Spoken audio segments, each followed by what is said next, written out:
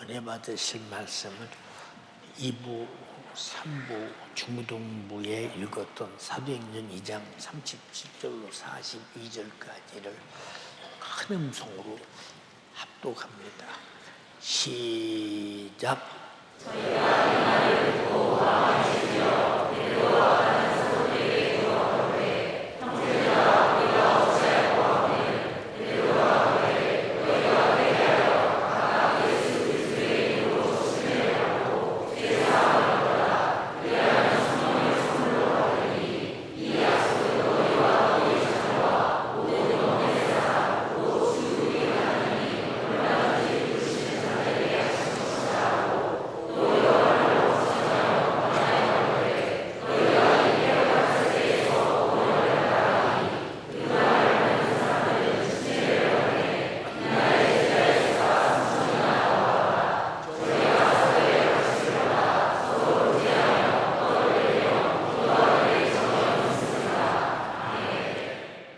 아멘.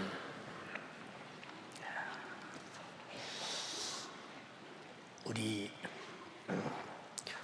구세주 예수님께서 이 땅에 오셔서 나타내실 때 저 사람이 누구야? 할 때 벌써 그 사람의 출신, 신분, 성분을 바라봅니다. 저 사람이 바리새인도 아니고 서기관도 아니고 장로의 후손도 아니고 제사장의 후손도 아니고 율법사의 후손도 아닌 저 사람이 누구냐? 저 사람은 출신이 다윗의 출신이야. 그리고 신분은 전혀 유대인들이 우러러보는 그런 신분을 갖지 아니한 아주 초라한 사람이야. 이사야서 53장 1절로 마지막 절까지도 얼마나 그가 초라한 사람으로 사람의 눈에 보였느냐 하는 것을 실감나게 말하고 있죠. 사람들이 쳐다보기가 싫어서 얼굴을 돌릴 만큼이나 어디 잘난 데도 없고 똑똑한 데도 없고 아무 데도 없는데 저 사람이 아니 병자를 고쳐 해당에서 가르칠 때 보니까 귀신들이 소리치고 떠나가. 이런 일이 지금까지 서기관들이 가르칠 때도 그런 일이 없었는데 엄청난 일이 벌어져. 제사장도 한번 해보지 못한 일이요, 율법사도 해보지 못한 사람들이요, 자기들이 잘 하나님 말씀대로 살았다고 자인한 바리새인들도 전혀 할 수 없는 일을 합니다. 근데 병자를 고쳐요. 안진뱅이가 일어나요. 소경이 봐요. 중거리가 들어요. 덩어리가 마래요. 저 사람이 누구냐? 저 사람이 누구냐? 죽은 자가 살아나요. 반장 앞에서 장정만 5,000명, 여자와 어린아이와 할머니, 할아버지를 합치면 얼마나 될까? 그 많은 숫자를 보리떡 5개와 물고기 2마리로 찢어 다 배부르게 먹이고 남는 게 많아요.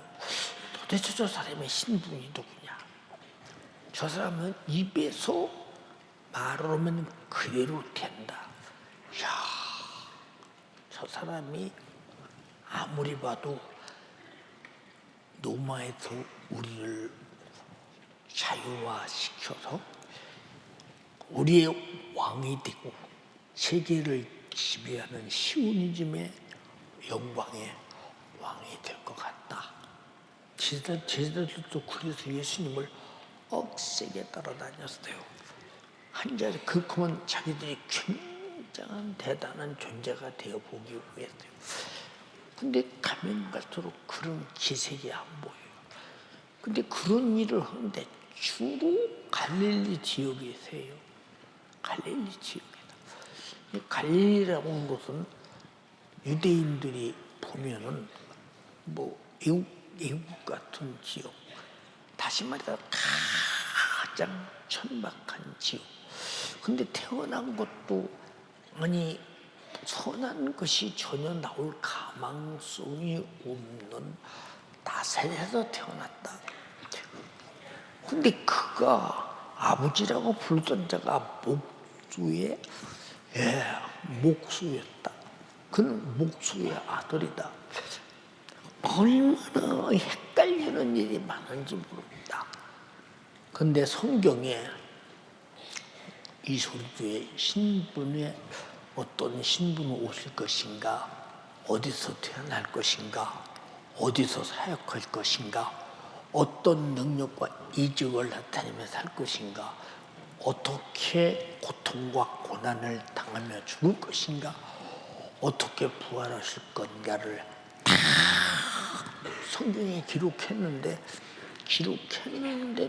그렇게 성경을 기록하는 서기관도 모르고, 그렇게 성경대로 하나님을 만나는 제사장도 모르고, 성경을 그렇게 잘한 율법사도 모르고, 그렇게 성경대로 사는 바리새인들도 모르고 전혀 몰랐다는 사실에 대해서.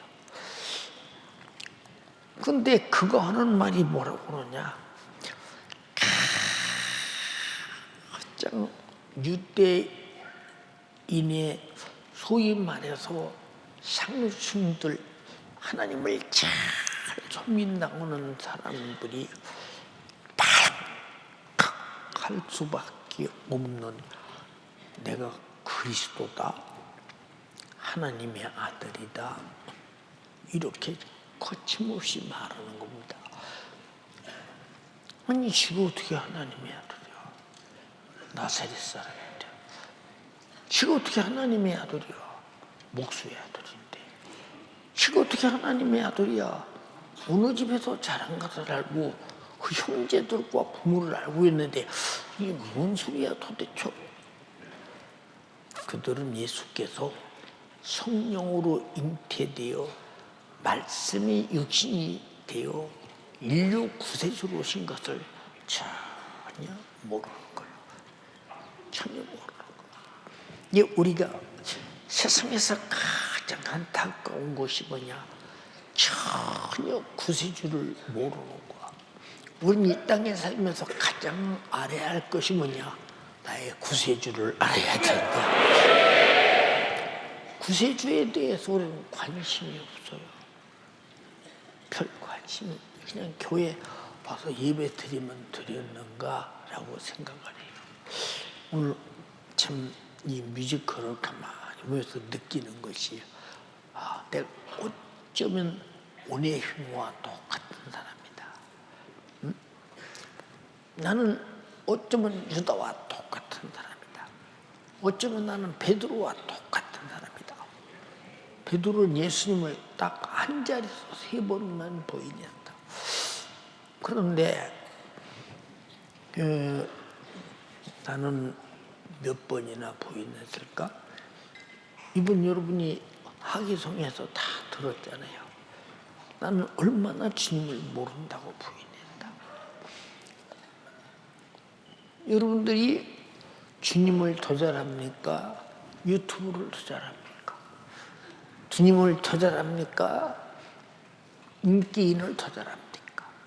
여러분이 주님을 더 잘합니까? 세상에 유명한 사람을 더 잘합니까?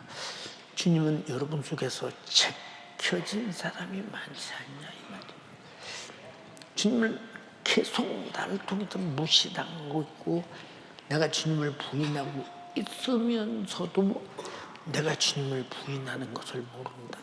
그럼 목숨이 끝난 다음에 주님을 내가 안다고는 머릿속에 지식으로 이건 있는데 나의 삶과 행동으로 끝없이 부인하고도 나는 천국 가겠지라고 생각한다면 이게 어디서 온 잘못 잘못된 이해력이며 잘못된 지식인가를 참 판단해 보세요.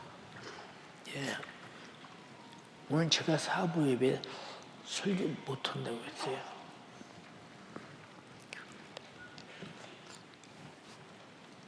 왜 못한다고 했느냐? 몸이 따라주질 않아요. 이게 서 있는 것도요, 그냥 이렇게 여러분들이 볼 때는 멀쩡한 것 같아도 보통 그냥 그래요.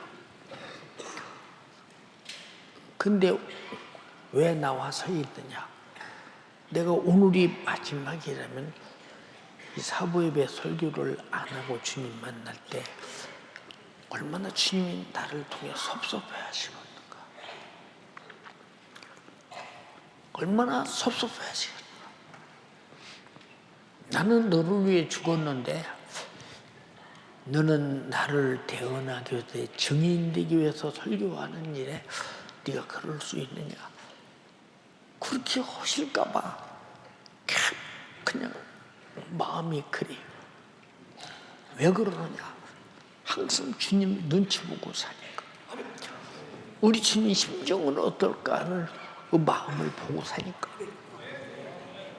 근데 여러분과 내가 주님을 모를 때가 얼마나 많아요.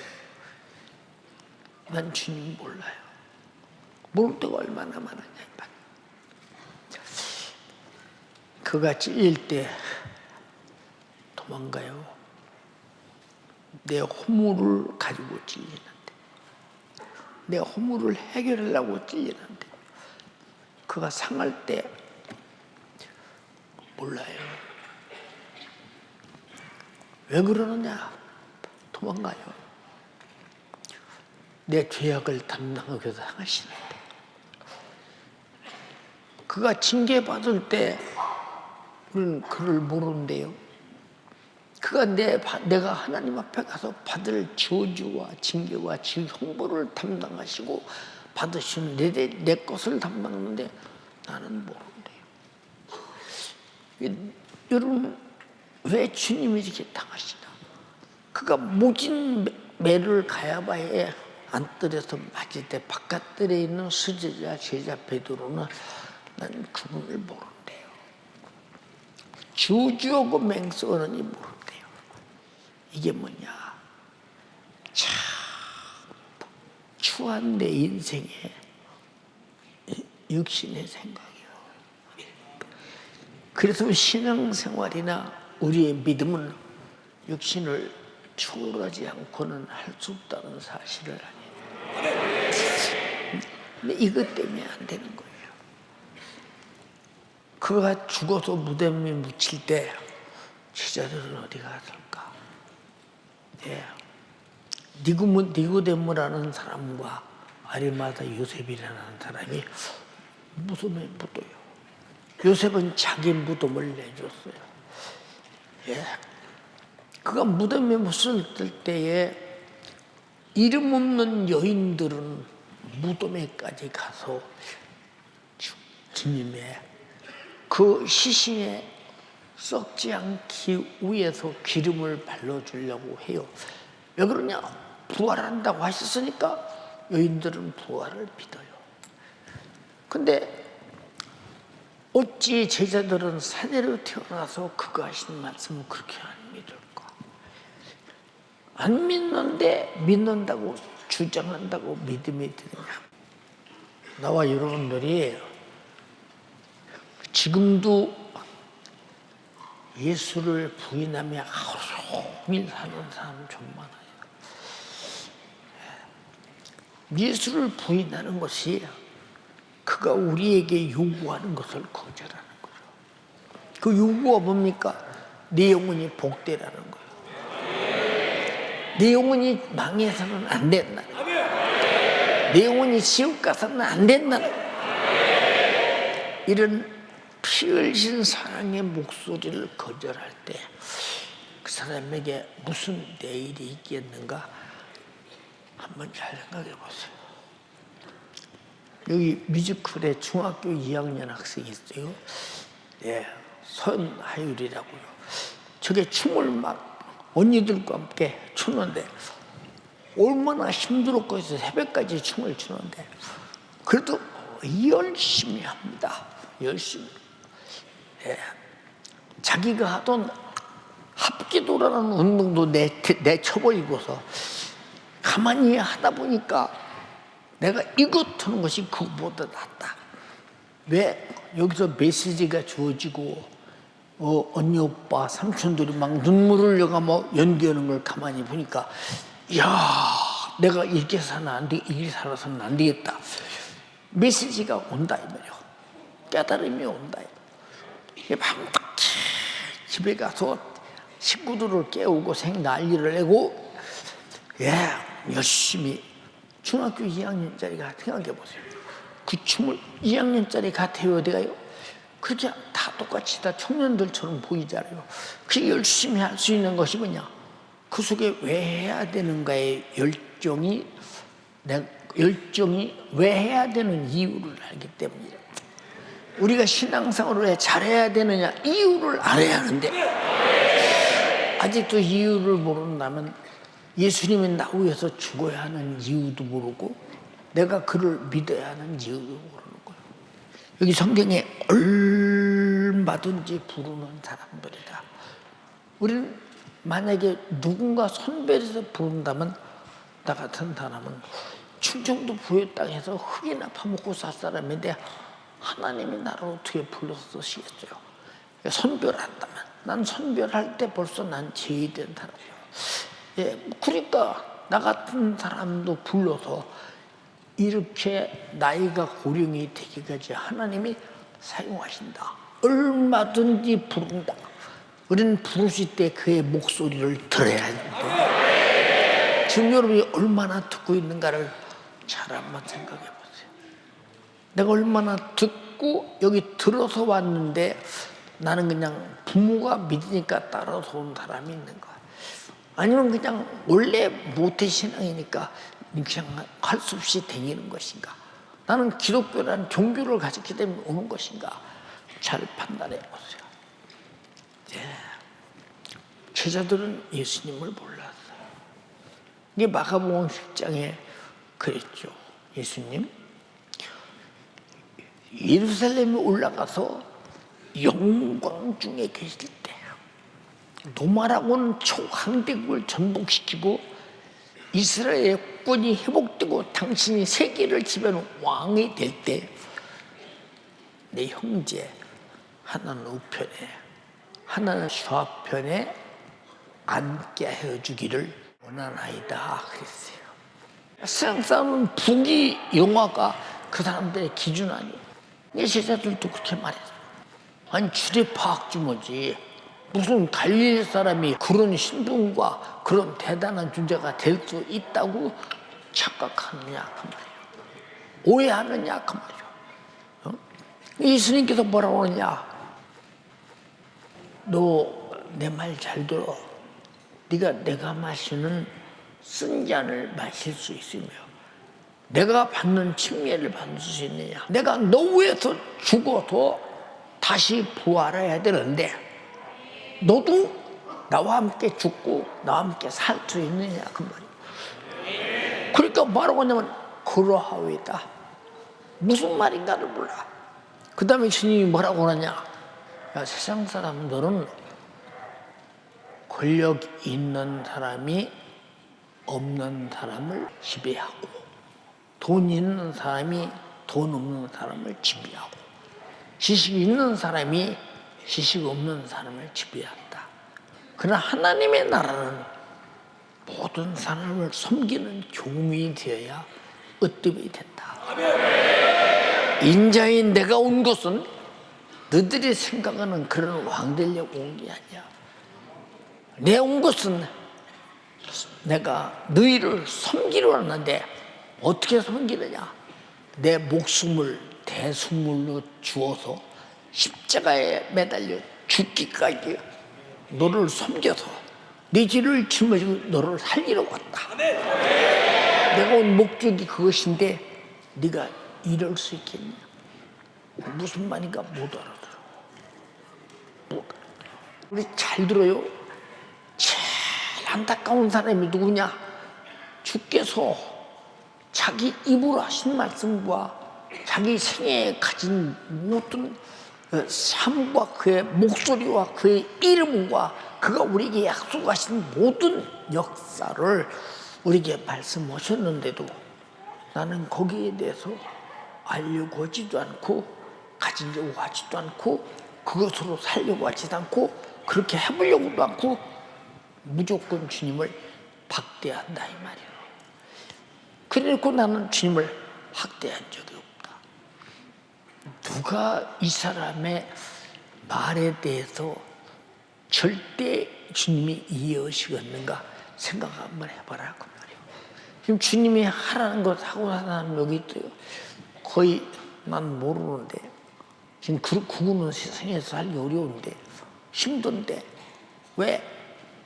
육신 때문에. 제자 베드로도 육신 때문에 주님 부인한 거예요. 생각해 보세요, 여러분. 우리 보세요. 우리는 육신이라는 존재가 상전이거든요. 이게 우상단지요.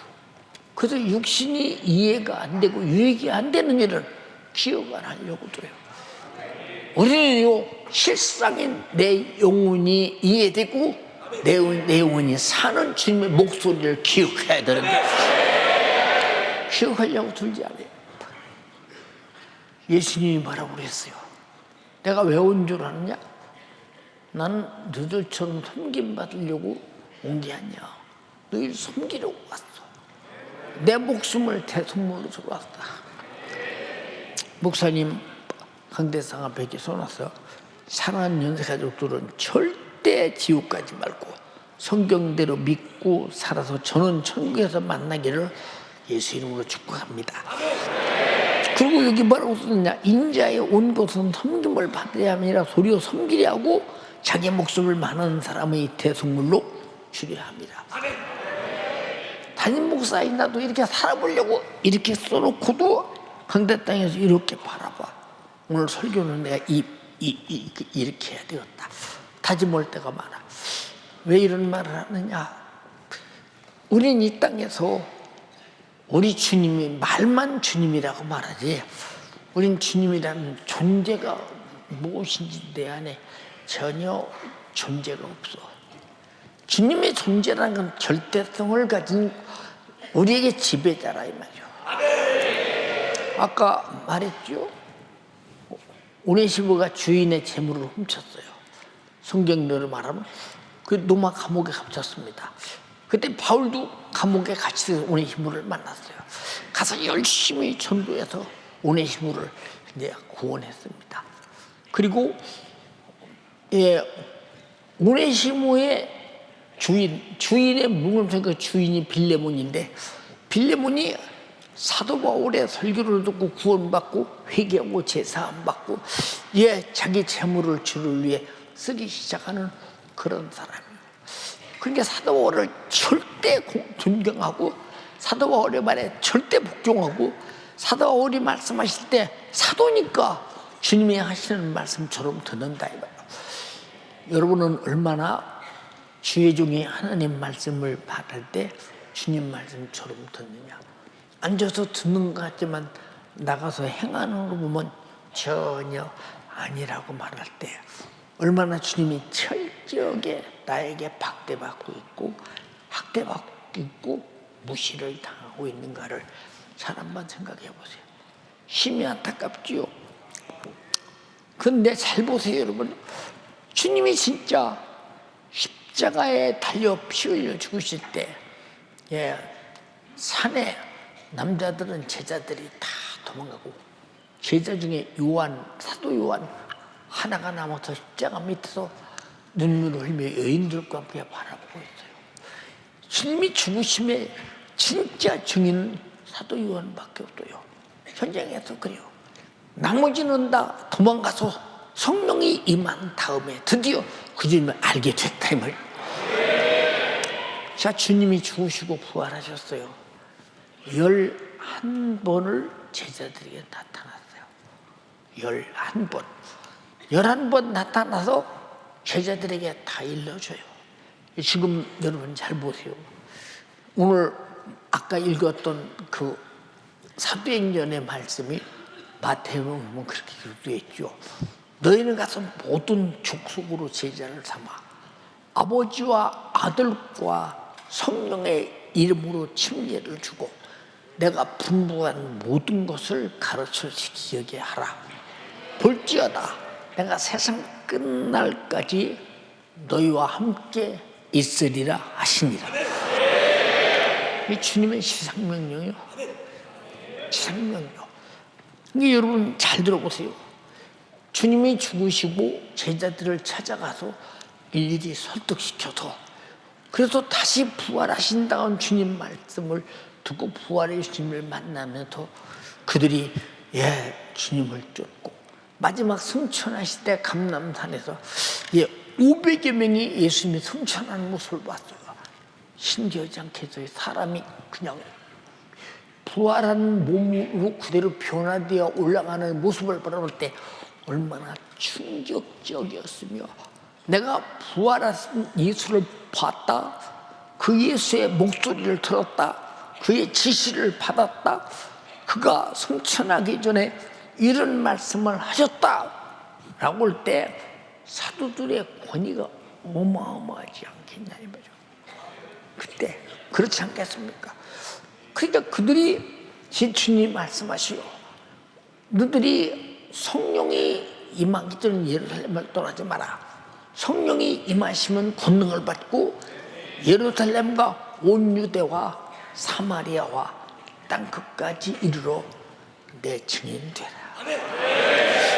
예수께서 어떻게 사셨고 어떻게 고난당하고 죽으시고 어떻게 부활하시고 어떻게 승천하시고 어떻게 다시 어느 역사 속에서 주님이 우리에게 마지막 때 오실 것이라는 사실에 대해서 증거하라는 거예요. 그래서 성경은 뭘로 되어 있느냐? 예수의 고난과 죽으심과 부활과 승천과 다시 오신다. 여러분 신약 성경이 그 얘기로 구성된 거예요. 신약 성경. 예수님이 하신 일을 예수의 이름으로 병 고치고 귀신 쫓아내고 이적을 행하고 그런 일을 성령이 임하기 전에 할 수 없다고 그랬어요. 성령이 임하면 하라고 그랬어요. 여러분 나도 항상 말하잖아요. 저 충청도가 얼마나 누가 충청도 사람 알아줘요. 네? 내가 충청도 사람인데 충청도 사람은 이름 되면 알만한 사람이 별로 없어요. 그냥 충청도 사람에 불과해요. 많이 다 아는 사람이 있겠지만 충청도 사람인데 이것도 부여라는 곳에서 부여도 아주 촌 같은 데서 이 중에서도 기차가 지나가도 또 안 보여. 산에 올라가야 보여. 자동차도 지나가는 게 안 보여. 길가로 나와야 보여. 자동차도 하루에 내가 어렸을 때 한 번도 안 되는데 어느 날 갑자기 자동차가 다니는데 하루에 한 번 다니는데 신기하더라고. 아니 어떻게 괴짝 같은 게 굴러가. 그리고 막 소리가 요란하게 나고 굴러가 먼지가 요란하게 굴러가는 거야. 자동차 뒤에 가서 막 그 반발을 붙잡고 막 자동차를 그거 탁막 뒤끌려. 이런 동네에서 사는 나야. 근데 흙이나 파먹고 살아야 할 내가 연세중학교 담임 목사가 됐다는 것은 이건 주님 명령하신 성령의 역사로 예수 그리스도를 말할 수 있는 능력이 없으면 절대 할 수 없는 일입니다. 자, 제자 베드로를 보세요. 고기 잡는 어부요. 난 놓고 기억자도 몰라요. 베드로가 만약에 자주 말했죠. 글을 쓸 줄 안다면 아마 베드로 복음이 마태복음보다 앞서 있을 것을 앞서 썼을 것입니다. 쓸 줄 몰라요. 베드로 전후서도 자기가 쓴 게 아니요. 실로아노가 대표했어요. 그 정도 무식했어요. 근데 성령이 임하니까 예수께서 3년 반 동안 따다니며 하신 일이 기억나요. 마태복음, 요한복음 14장에 기록되어 있죠. 성령이 임하시면 모든 것을 그가 가르치고 내가 한 말을 생각나게 할 것이다. 생각납니다. 주가 하신 일을 할 수 있습니다. 그런 엄청난 일이고 예수가 어떻게 고난받았으며 어떻게 죽으셨으며 어떻게 부활하시고 어떻게 다시 오신다 하는 이 얘기를 사도행전부터 요한계시록까지 그 얘기를 계속하고 있는 거예요. 근데 지금 설교하는 사람들이 인문학적으로 설교를 하고 들어요. 사랑도 인문학적이고 빛과 소금이라는 말도 인문학적이고 하나님 말씀도 인문학적인 인본주의 설교를 하고 있어요. 그러나 사실 성경은 인본주의가 아니라 하나님의 말씀이기 때문에 신본주의다. 사람의 육신으로 이해할 수 있는 것이 아니라 성령으로만 가능하다 그 말. 자, 베드로가 그 말을 하는 거예요. 너들 예루살렘에서 예수께서 잡히셨을 때 그를 십자가에 못 박아라 못 박아라 못 박아라 못 박아라 소리쳐서 죽였지 않냐 이 말이요. 그 예수가 다시 살아났다 이 말이요. 그리고 승천하시고 부활하셨다 이 말이요. 근데 그 무식한 사람들이 하는 소리가 얼마나 마음에 찔리고 예수 그리스도가 진짜 자기 죄를 담당하고 죽으신 구세주라는 사실이 믿어질 때 누가 말할 때 믿어지느냐? 예수를 보고 듣고 예수와 같이 다니던 자들이 그 예수를 말할 때 예수가 하시던 병을 고치고 귀신을 쫓아내고 능력을 행할 때 나타나는 그들의 표적이 어마어마한데 최고의 표적이 예수 죽인 너들 어떡할래? 그가 부활했다. 그는 심판주다. 다시 오신다. 그 죄를 어떻게 할 것이냐? 라고 베드로는 설교를 그들 앞에서 아주 목숨 걸고 해요. 왜? 과거에는 목숨이 무서워서 못했는데 성령 임하니까 목숨을 걸더라. 능력은 목숨이 초월될 때 나타난다라고. 그게 누구냐? 예수 증인이요.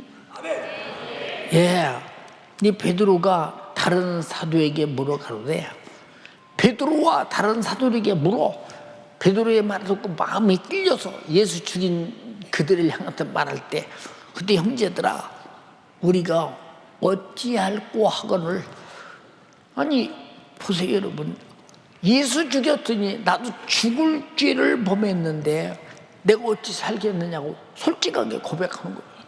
솔직하게. 이 베드로가 가로되 너희가 회개하라 그 말이에요. 그럼 예수를 죽여라 한 자가 회개를 말로 했겠어요? 아주 통곡하며 살려고 몸부림치고 회개했겠죠. 회개는 조용히 되는 게 아니고 살려고는 삶의 본능에서 삶의 늪을 삶의 공간을 소유할 때까지 회개하는 것이니까 어마어마한 회개가 필요하잖아요. 그리고 뭐라고 하냐 각각 예수의 이름으로 침례를 받고 제사함을 받으라. 성경에 그랬죠. 아까 말했죠. 주님 지상명령에서 너희가 가서 모든 족속으로 제자를 삼아 아버지와 아들과 성령의 이름으로 침례를 주고 내가 분부한 모든 것을 가르쳐 지키게 하라. 지금 분부한 것을 가르쳐 지키게 하는 거예요. 지금 그래야만 성령을 선물로 받으니 회개하고 제사 안 받은 증거로 성령이 임한다. 그런 그들이 회개하고 제사 안 받다는 증거를 얻어내기 위해서 살고 싶어서 얼마나 열망하게 회개했으며 얼마나 성령을 열망했겠습니까? 그런데 이 약속은 예수 죽인 너희와 그리고 예수 죽인 너희 자녀들과 그리고 먼 데 사람 예수를 십자가에 매달아 죽이는 것이 맞다. 예수가 십자가에 달려 죽었대. 얼마나 잘못했으면 죽었을까? 죽음을 인정하는 수많은 먼 데 사람들 그 사람들에게 곧 우리 하나님이 얼마든지 부르시는 자들에게 하신 것이에요. 여기서 얼마나 은혜가 돼요. 자, 너희와 너희 자녀와 모든 먼데 사람 얼마든지 부르시는 사람이다. 어쩌다 내가 부르심을 입어서 예수 믿고 오늘 천국 가게 됐는가라고 여러분이 사실이 믿어진다면 얼마나 다행스러운 일이냐. 신분을 따라 출신을 따라 예수 믿는다면 우리는 그 신분을 만들려고 얼마나 노력했겠어요. 여러분 얼마나 신분 있는 사람과 출신이 대단한 사람들이 예수 믿고 구원 받는다면 그걸 바라보면서 나도 예수 믿고. 근데 우리는 누가 봐도 예수 믿는 사람들은 성경에 말했잖아요. 아주 그냥 별 볼 일 없는 사람들이요. 가난한 사람, 병든 사람, 없는 사람, 세상에서 뭔 저변에 있는 사람, 세상에 별 볼 일 없는 사람. 그런 사람은 예수 복음을 듣고 예수 믿고 구원받을 기회가 있으니 얼마든지 감사하냐. 또 여러 말로 확증하여 권하여 가로되 너희가 이 패역한 세대에서 구원을 받아요. 패역한 세대. 인간으로 또는 해서는 안 될 예수 그리스도에 대한 패악질을 했다 이 말이에요. 이 패악질. 이 패악질에서 너희는 구원을 받으라. 내가 아무리 예수들을 십자가에 못 박아 죽이는 동의였고 악하게 했을지라도 그가 죽으시면 내 악한 죄를 담당하고 죽었으니 회개하고 제사함 받으면 성령이 임한다. 제사함 받은 증거로 성령이 임한다니 얼마나 그들이 제사함 받으라고 몸부림쳤겠나 생각해보라고. 이해됩니까? 예, 아까 오네시모에게 뜻밖의 선물이 왔죠. 감옥에서 오네시모야, 너 감옥에 있던 나가 너는 자유야. 너 해방됐어. 아니 나에게 어찌 그런 일이 있을 수가 있나. 나는 곧 죽음을 기다려야 되는데. 하니까 뭐라고 그러냐. 야, 너와 함께 감옥에 있던 바울 선생님이 너를 노예로 부리던 그 빌레몬에게 편지를 했어. 편지를 해서 너를 용서하라고 말했어. 놔주라고. 놔주되 그냥 놔주는 게 아니야. 너와 복음의 동역자가 되게 하고 예수 그리스도의 속죄 피로 거듭난 형제라 불러라 이 말이야. 이제는 노예라 종이라 부르지 마라 이 말이야.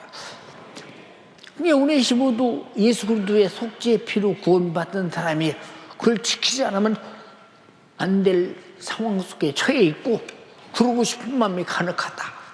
우리 예수 믿는 사람들의 가장 중요한 것이 뭐냐.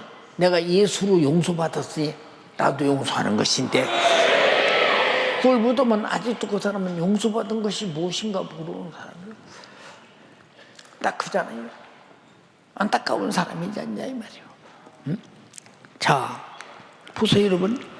여기 이 말을 받는 사람은 침례를 받으며 패악한 세대에서 구원을 받으라고 말할 때 침례를 받으니 그 나라의 제자의 수가 예루살렘에서 한 번에 침례받고 회개하고 제사함 받고 성령 충만하고 침례받은 사람이 3,000명이나 됐더라.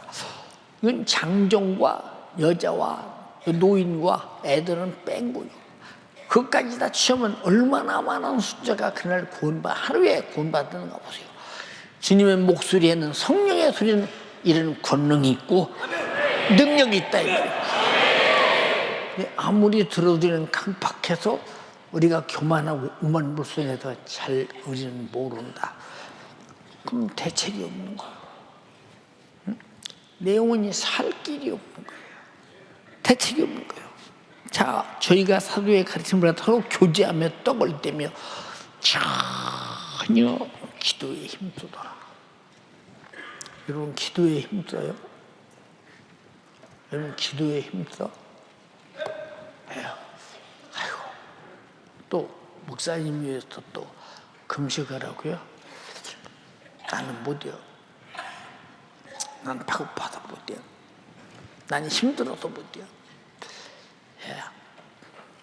벌써 금식하라 소리 듣자마자 아이고 내가 어쩌다 인생에 가서 팔자 없는 금식을 또 하겠다. 내게 금식할 만한 사정을 못 느끼는 사람은 해야 아무 의미 없어요. 내가 금식할 만한 사정을 느낄 때 안 시켜도 하게 되는 것이라요. 얼마나 소중한 것인가 보세요. 예, 나는 목회자 세미나가 이번에 마지막이다. 학예성에도 마지막이다 생각하니까 이 성회하다 도중에 죽으면 내 천국 가야지 하는 마음으로 시작부터까지 온다는 거예요. 그럼 내가 할 수 있는 그런 힘이 어디서 오느냐 그 말이에요. 내가 학예성회 하는 동안 내 몸이 얼마나 힘들어요. 예. 내 방에서 투표를 했어요. 목사님 오늘 나가서 설교해도 되느냐? 투표를 했습니다. 근데 내 방에서 투표하는 날 5명이 있었어요. 5명. 5명 중에서 한 사람은 목사님 나가서 오늘 설교 못 오신다. 나는 안 나가는 게 맞다. 그 4사람이 동글레미를 했어요. 나가서 죽어야 된다. 설교하다 죽어야. 여러분 잘 보세요. 얼마나 육신의 고통에 얽매이는 투표까지 했겠는 거. 내 몸이 일어서서 가서 설교할 이 기운이 이 아무런 갈 수 있는 그런 힘이 없는 거야. 그러니까 한번 투표라도 해보자. 투표했더니 한 사람만 가지 말라고 4명은 가야 된다. 해도 그날 얼마나 힘들었느냐. 예, 그냥 악소리가 저를 나올 정도로, 그냥 알론 소리가 알론 소리 정도가 아니요, 고통의 소리가 내 입에서 쏟아나올 정도로 너무 힘들고 어려우니까 막 견딜 수가 없으니까 내가 나가서 무슨 설교를 하겠는가 하고 투표했더니 4명이 나가래요. 저 같으면 안 나갈 텐데 지가 아니니까 나보고 나가라고 공표를 했어요. 예, 그래서 주님의 음성이다 싶어 나갔잖아요. 이번 여러분 잘 보세요. 여러분 목회자면 앞두고 나는 큰 강박관념에 어떤 때는 막 매일 내가 몸이 이런데 어떻게 설교할 수 있을까? 이 세미나를 어떻게 할까? 나는 짐이 엄청나게 무거워요. 어느 날도 너무 가벼워요. 가지 뭐 어차피 죽는 거 설교하다 죽는 게 복이지 뭐. 아주 가벼워요. 그러다 또 이거로 돌까라고 들면 사람의 육신이 이래요. 그래서 여러분이 기도해 줘야 된다 이 말이에요. 야 보세요. 주님의 시상명령이라고 제목을 썼어요. 지금 제자들이 예수를 가르치는 거예요. 그리고 회개하라고 가르쳐요. 성령 받으라고 가르쳐요. 지금 지상명령대로 하고 있는 거예요. 침례받아야 된다고 가르쳐요. 다 침례들 받았어요. 가르친 대로 행한다 이 말입니다. 성령 받으라고 가르칩니다. 그대로 행합니다. 그게 주님의 지상명령대로 지금 그들이 가르치고 그 역사가 일어나고 있는 거예요. 우리 교회는 항상 어떤 교회든 주님의 몸된 교회는 주님의 지상명령을 성령으로 가르쳐야 되고 그들은 들으면 그대로 행해야 된다. 어떤 사람들은 야 무슨 말이야 침례를 그냥 받아야 된다고 해요. 그래 이 침례교회라 그런가 봐. 침례교회라 그런가 봐. 예, 이런 사람들 있죠. 예, 제가 나이 18살 먹었을 때 성경을 쭉 겨울에 읽다가 이제 침례라는 말이 딱 나옵니다. 그래서 앞뒤를 쭉 읽어봅니다. 쭉 읽어보니까 주님이 침례를 받으라 했으니 내가 침례를 받아야 되었다. 그 명령이 내게 안 이루어지면 안 되겠다. 그리고 믿고 침례를 받으라 말씀하셨고 너희는 가서 모든 족속으로 제자를 삼아 그것도 간다는 게 아니라 아버지와 아들과 성령의 이름으로 침례를 주고 이건 뭐 빠져나갈 길이 없고 덜 대책이 없다. 예수님이 나 위해 죽었다면 나도 물에 들어가서 죽은 자이고 예수님이 부활하셨다면 나도 주님의 죽음으로 내가 살고 주님의 부활의 새 생명으로 내가 산다. 몸으로 고백하라는 겁니다. 그래서 그때 제 기억에는 1월 18일 날인가 2월 18일 날인가 기억이 나는데 저수지가 꽁꽁 얼었어요. 저수지가. 그래서 내가 우리 집에서 큰 여러분들이 혹시 알지 모르지만 시골에 가면 이 이 쌀을 이 벼를 이렇게 찧어가지고 이제 쌀을 만들어내는 그런 큰 이게 나무로 만든 거 있습니다. 그걸 이제 들고 목사님 댁을 갔습니다. 목사님, 제가 오늘 침례받아야 되겠습니다. 그랬더니 야, 지금 겨울이요. 예. 근데 하나님 말씀은 겨울이라도 지금 내가 좀 해야 되겠는데 목사님 죄송합니다만 침례해 주시기 바랍니다. 그랬더니 지금 꽁꽁 다 저수지가 어디서 물속에 들어가. 제가 얼음 다 깨겠습니다. 그 말씀만 들고 가서 막 다 깼어. 얼음을 이만큼 깼어. 목사님 둘이 들어갈 자리를 깼어. 그때 뭐 힘도 있을 때고 그러니까 그 가서 깬 다음에 목사님 얼음 깼습니다. 가시죠. 목사님이 그 추운데 오셨습니다. 근데 먼저 물속에 풍덩 들어갔어요. 물속에 들어갔는데 목사님도 들어왔습니다. 목사님 성부와 성자와 성령의 이름으로 침례를 주십시오. 그랬더니 성부와 성자와 성령의 이름으로 물속에 푹 들어가 나왔습니다. 그런데 미안한 얘기인데 목사님은 막 떨고 집으로 얼른 가셨는데 저는 하나도 안 추워. 그저 따뜻한 물속에 들어앉은 느낌을 갖고 그리고 집에까지 슬슬 걸어왔어. 그 추운 겨울에 지금도 얼마나 기억이 새로운지. 왜? 여러분 성경을 읽을 때 성경이 내게 주시는 명령이라고 할 때 그런 말씀이 순종이 되는 것이지. 얼마나 중요하면 아버지와 아들과 성령의 이름으로 침례를 주고 예수 믿고 회개하고 구원받은 자는 침례를 주고 성령 받은 자는 침례를 주고 몸으로 고백하라 그 말이에요. 가르쳐라 그 말이에요. 얼마나 중요하냐. 이것이 주님의 마지막 지상명령이요. 제자들에게 가르친 지상명령. 거역할 수 없는 명령.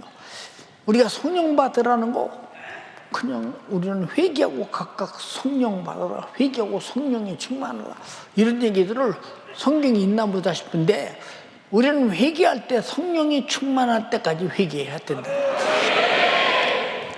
그게 뭐냐? 제사함 받았다는 증거가 성령으로 거룩하게 내 안에와 계시다. 근데 그걸 모르면 내가 주님이 앞에 회개할 것도 못 느끼고 성령 충만에 대해서 별로 못 느끼네요. 왜 성령이 충만해야 되느냐? 육신의 소욕과 생각과 정욕과 요구가 내 영혼을 죽음으로 끌고 사망의 생각으로 죽음의 생각으로 정욕의 생각으로 내 영혼을 멸망시키니까 그래서 내 육신의 경영자가 이제는 육신의 존재가 아니라 성령이 경영자가 돼야 돼요. 쟤들도 마가다락방에 성령 임하니까 예수께서 경영자가 되잖아요. 성령이 경영자가 되지 않냐 이 말이에요. 우리도 성령이 내 삶의 경영자가 되기를 주님의 이름으로 축원합니다. 그건 주님의 시상명령이에요. 사랑하는 연세 가족이요, 기도하세요. 그리고 회개하세요. 성령이 충만하세요. 베드로의 고백 오늘 봤지 않습니까? 어찌할 줄을 모르잖아요. 그게 회개예요. 어찌할 줄을 몰라 주님 앞에. 내가 어떻게 하여야 주님 앞에 내가 과거의 제자로서 신분을 다시 찾을 수 있을까라고는 그 애절함이 간절하지 않더냐 그 말이에요. 그러면 오늘 여러분들은 다 정말로 성령 충만한 신분을 회복하는 여러분 되기를 주님의 이름으로 축원합니다. 그게 제사함 받았다는 증거요, 거룩해졌다는 증거요, 그리고 침례 받음으로 예수와 연합된 여러분 되기를 주님의 이름으로 축원합니다. 왜 나는 하나님의 말씀으로도 마음에 찔리지 않을까? 패역한 내 모습이 보이지 않을까? 나는 이 수리에 대해서 그렇게 박대고 학대했던 모습들이 내게서 드러나지 않을까? 왜 나는 회개할 기회가 없을까? 이게 저주야. 주여 나에게도 회개할 기회를 주세요.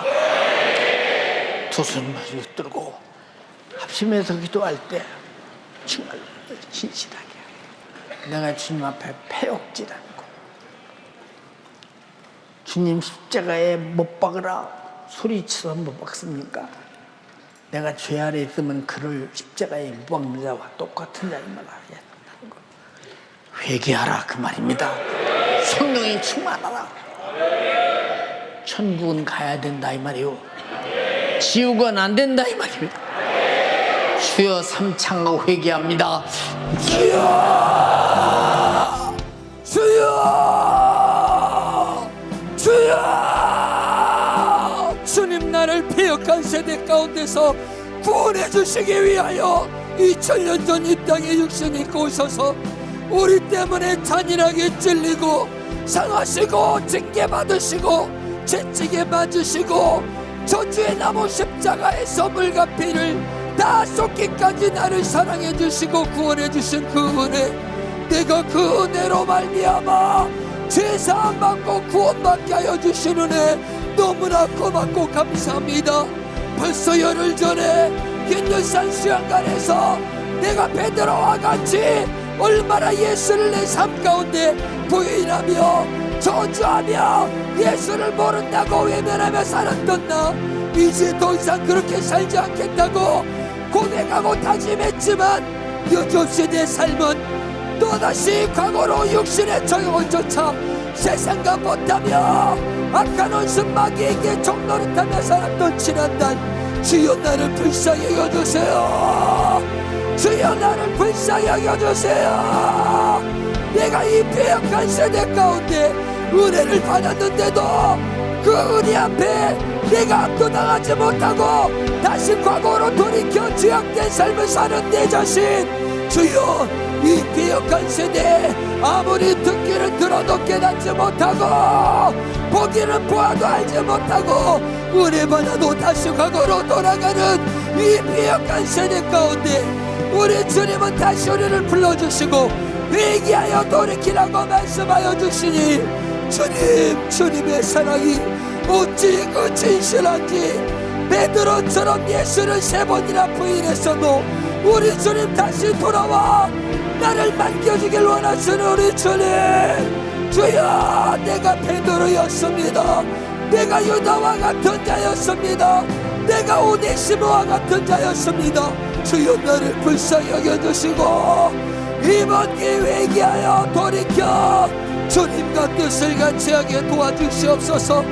주님이 받은 침례, 나 때문에 당하신 고난, 그러기에 나도 주님 때문에 내가 그 모진 십자가에 빌려준 그네 감사함으로 물속에 들어가 침례받는 것은 나는 죄인이요, 내가 물속에서 나오면서 나는 예수와 연합한 존재라는 것을 내가 시인하며 이제 더 이상 세상과 못하며 살지 않겠다고 다짐했지만, 그러나 여지없이 나의 삶의 현장은 예수를 가차없이 부인하고 외면하고 배신하며 거역했던 내 자신, 주여 이 패역한 세대 가운데서 구원받으라고 말씀하여 주셨으니 내가 회개하여 죄사함 받고 성령 충만하게 도와주시옵소서.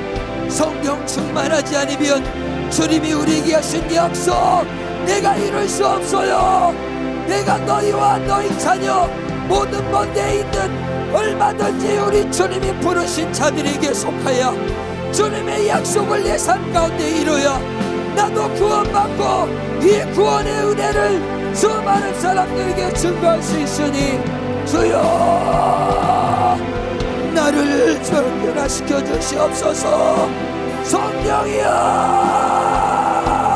성령으로 장악당하게 우리 주님 역사하여 주시옵소서.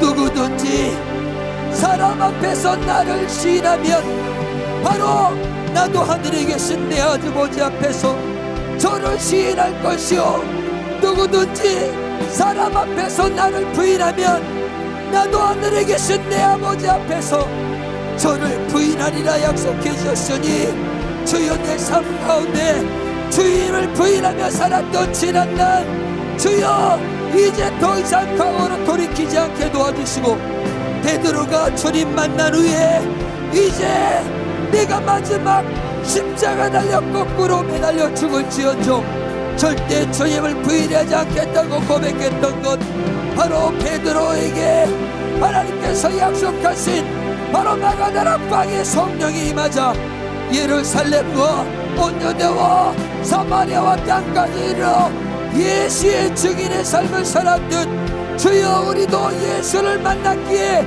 예수를 경험했기에, 내가 예수를 알기에 내가 아는 예수를 수많은 사람들에게 증거할 수 있도록 우리 주님 역사하여 주시옵소서. 성령으로 예수를 모르는 순간 나는 베드로와 같이 부인할 수밖에 없지만, 바로 성령으로 예수를 만난 사람, 성령이 아니고는 주를 주라 시인할 수 없기에 성령으로 예수를 만난 사람들은 절대 예수 부인할 수 없습니다.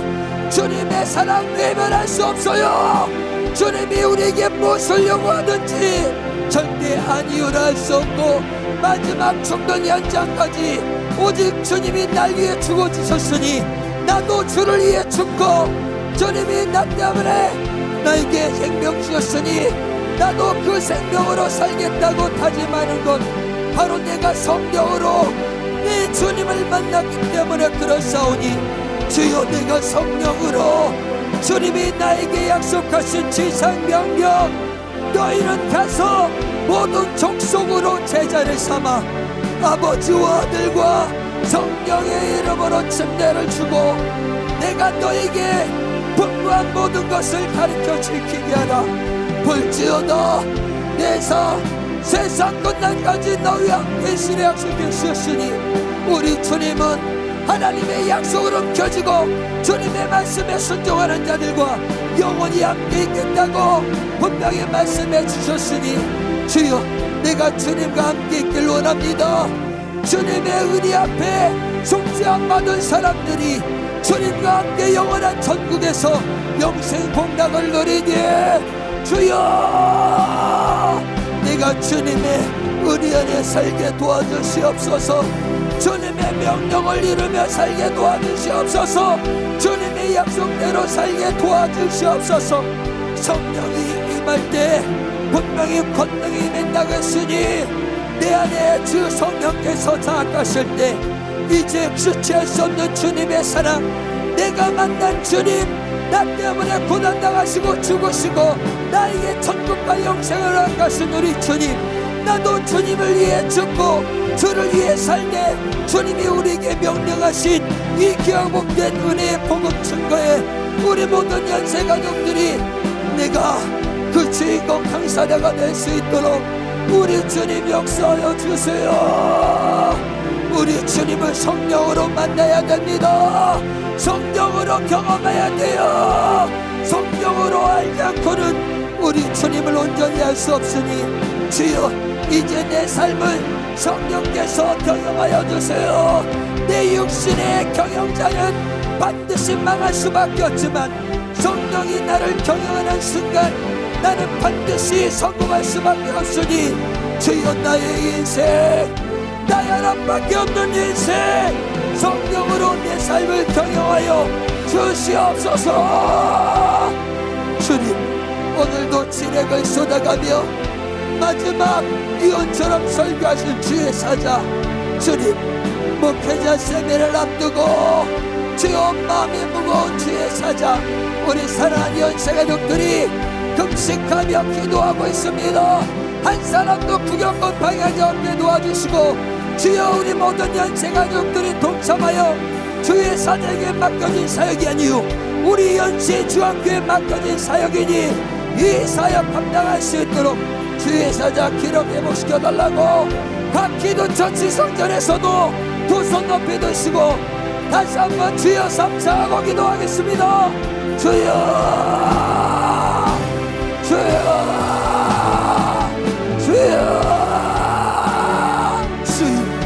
주를 위해 살고자 한 자는 죽을 것이요 주를 위해 죽고자 한 자는 살 것이라 했으니 분명히 자에게 맡겨진 딱 한 번밖에 없는 인생 사도 바울이 예루살렘에 마지막 자기에 맡겨진 사명을 감당하는 데 있어서 나의 목숨을 조금도 귀한 것으로 여기지 않다고 고백하며 예루살렘으로 뚜벅뚜벅 걸어가던 주의 사자, 오늘도 우리 사랑하는 연세가족들 절대 자기 인생 하나님의 약속의 명령에 따라 살아야 된다고 애절하고 진실하게 우리 성도들의 영혼 살리기를 원하여 오늘도 자기 진액을 쏟아가며 이웃처럼 설교했습니다.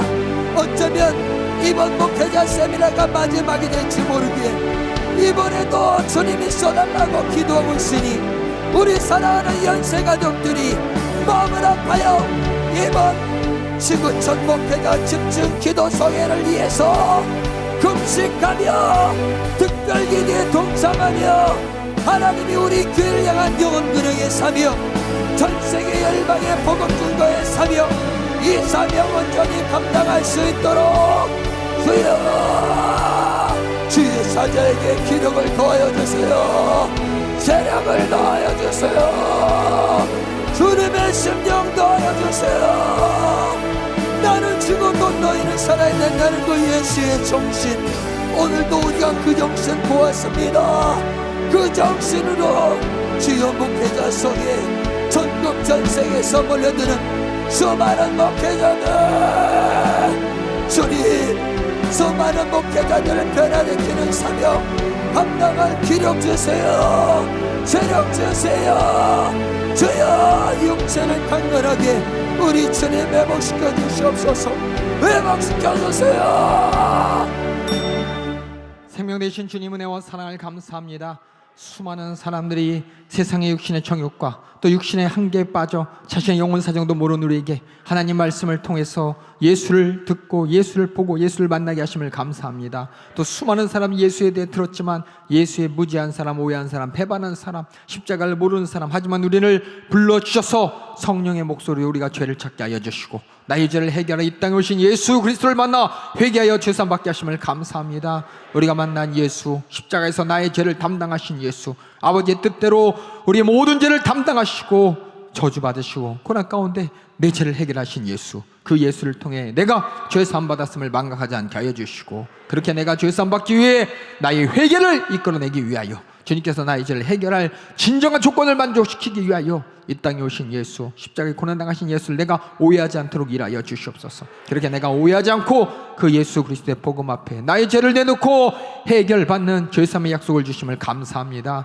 그렇게 죄사함 받은 우리에게 성령을 통해서 나를 거룩하게 보존하여 주시고 주님이 나를 가르치시고 또 성령 충만하게 나를 불러주심을 감사합니다. 그렇게 우리 모든 성도들이 예수님을 오해하지 않게 하여 주시옵소서. 주님의 목소리를 듣고 주님 목소리에 반응할 수 있는 성령 충만한 사람 되게 하여 주시고 시간 들려지는 말씀을 통하여 주님의 지상명령이 나에게 이루어졌든 나도 가서 그 지상명령을 이룰 수 있는 주님의 제자가 될 수 있도록 일하여 주시옵소서.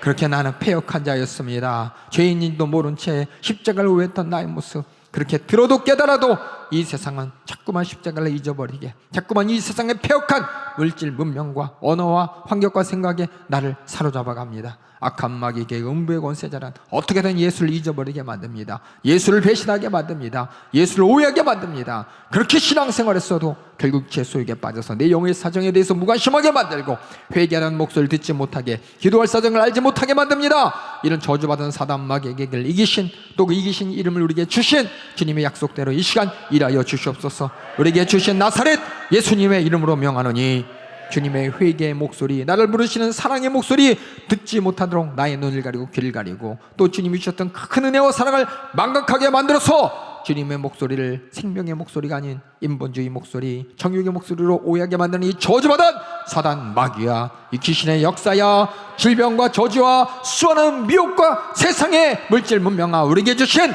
나사렛 예수님의 이름으로 명하노니 따라갈지어다. 예수의 이름으로 따라가라. 따라가, 따라가, 따라가, 따라가, 따라가, 따라가, 따라가, 따라가, 따라가, 따라가, 따라가, 따라가, 따라가, 따라가, 따라가, 따라가, 따라가, 따라가, 따라가, 따라갈지어다. 따라갈지어다. 회개하여 죄선받은 나 이제는 주님의 목소리를 듣길 원합니다. 주님의 목소리, 그 말씀을 가르침받아 주님의 심정을 이해하고 주님의 뜻대로 신앙생활하기를 원합니다. 부르시는 주님의 목소리 말씀 들어야 된다고, 주님의 나를 부르시는 목소리 회개해야 된다고, 그렇게 성령 충만해야 된다는 주님의 목소리 외면하지 않게 하여 주시고, 우리 모든 성도들이 날마다 주님이 부르실 때마다 내 영혼이 사는 기회, 죄의 문제를 해결할 기회, 성령 충만할 기회, 복으로 알고 뺏기지 않도록 일하여 주시옵소서. 그렇게 아껴진 성도들 한 사람도 낙담할까, 예수를 오해할까, 전전긍긍하는 우리 담임 목사님 오늘도 말씀 전하게 하시니 감사합니다. 주님께서 힘주시고 능력 주심을 감사합니다. 주님께서 주시는 생각과 마음 계속해서 지켜주시옵소서. 계속해서 주님께서 쓰시고 대한 자리, 이 모든 사역을 넉넉히 감당할 기력과 체력을 허락하여 주시고, 우리 모든 성도들의 간절한 기도에 지금까지 응답하신 주님 계속해서 응답하여 주시사, 앞으로 전개될 초교파 집중 목회자 집중기도성에 주님께서 세우시고자 하십니다. 주님이 뜻을 주셨으니 우리가 그 뜻을 우리가 듣고 주님이 부르신 자리에서 기도하여 주님의 뜻 이루는 우리 모든 성도들 되게 하여 주시고, 주님의 응답을 확인할 수 있도록 주의 사정일간에 강건하게 지켜주시고 보존하여 주시옵소서. 오늘도 말씀 가득 깨닫신 주님께 모든 감사와 영광 올려드리옵고, 주님이 부르시는 자리 성령의 목소리에 화답하여 날마다 회개하리라, 날마다 성령 충만이라 작정하는 주님과 뜻을 같이 하는 우리 모든 성도들 되게 하여 주시옵소서. 예수님의 이름으로 감사하며 기도합나이다. 아멘. 할렐루야.